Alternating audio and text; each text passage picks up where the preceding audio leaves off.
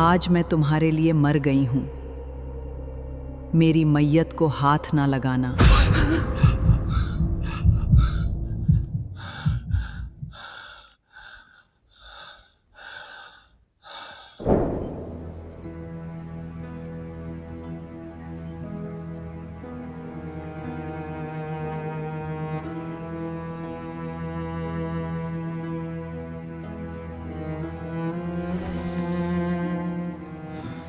कंधों पर बोझ हो तो इंसान झुक जाता है, लेकिन दिल पर बोझ हो तो इंसान अंदर से टूट जाता है।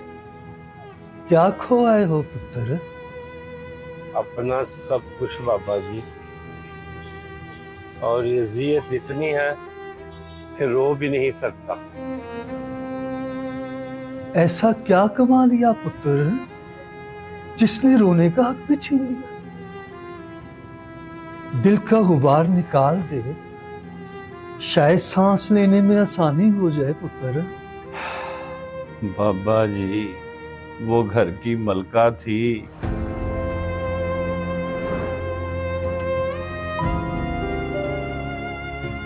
मेरे बड़े भाई के अचानक इंतकाल के बाद भाभी ने उन्हें छोड़ दिया और माँ मेरे पास आ गई।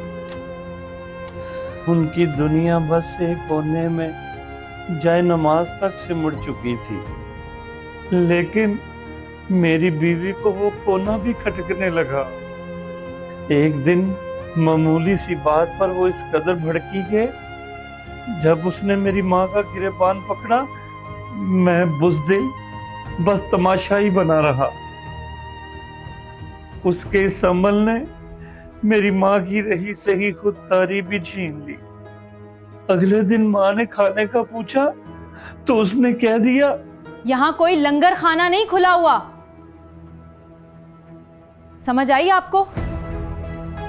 माँ ने मुझसे कोई शिकवा नहीं किया बाबा जी, बस चुपचाप अपना रास्ता चुन लिया।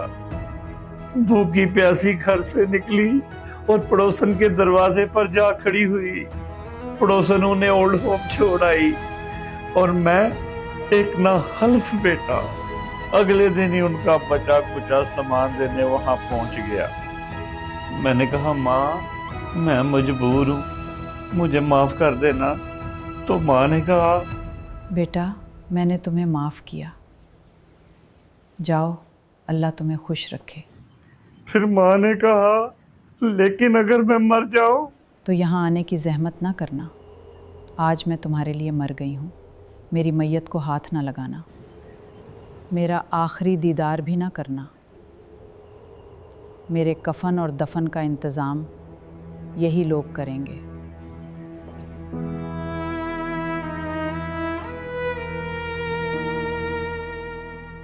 बाबा जी, उन्होंने मुझे माफ तो कर दिया, लेकिन इस हाल में छोड़ के चली गई। ना मैं जी सकता हूँ ना मैं मर सकता हूँ। उनके आखिरी दीदार तक का हक छीन लिया मुझसे। तेरी सजा यही है कि अब तू सारी उम्र इसी अजियत में जिएगा कि तू उनके लिए जीते जी मर गया था।